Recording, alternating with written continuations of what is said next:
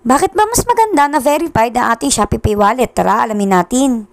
So ito na nga, pumunta muna tayo sa ating Shopee, tapos hanapin natin yung Shopee Pay.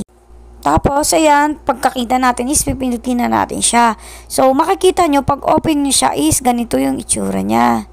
Tapos mapapansin nyo dito itong update account info. So bakit nga ba kung may ganyan? Kasi sinabi ni Shopee na lahat ng non-verified user ay kailangan mag-submit ng additional information bago ang December 18, 2023 para nga hindi tayo mawalan ng access sa Shopee Pay. Tapos simula July 14, which is tapos na, ang non-verified account ay magkakaroon na lamang ng credit limit na 10,000. So bakit nga ba hindi pa rin ako verified? So dahil yun dito sa aking ID. Lagi siyang nare-reject or nag-fail. Hindi ko alam kung bakit hindi siya tinatanggap. So tara, tingnan natin yung mga hindi kaya gawin at mga kayang gawin ng isang non-verified users dito sa Shopee Pay wallet.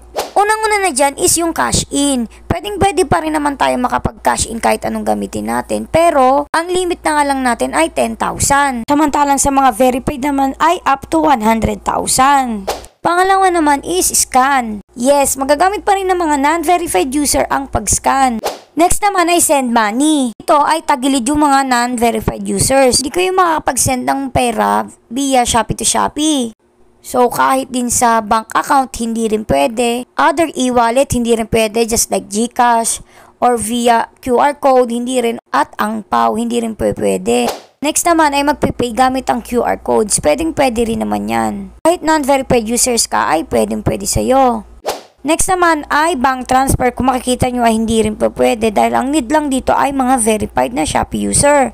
Request naman ay pwede, ipapakita nyo lang yung QR code nyo. So ayan, makikita nyo napakadaming hindi pwedeng gawin ng mga non-verified users kaysa sa mga verified users. Kaya dapat magpa-verified na kayo. Kung may mga tanong kayo, comment nyo lang sa baba. Kaya yun lang!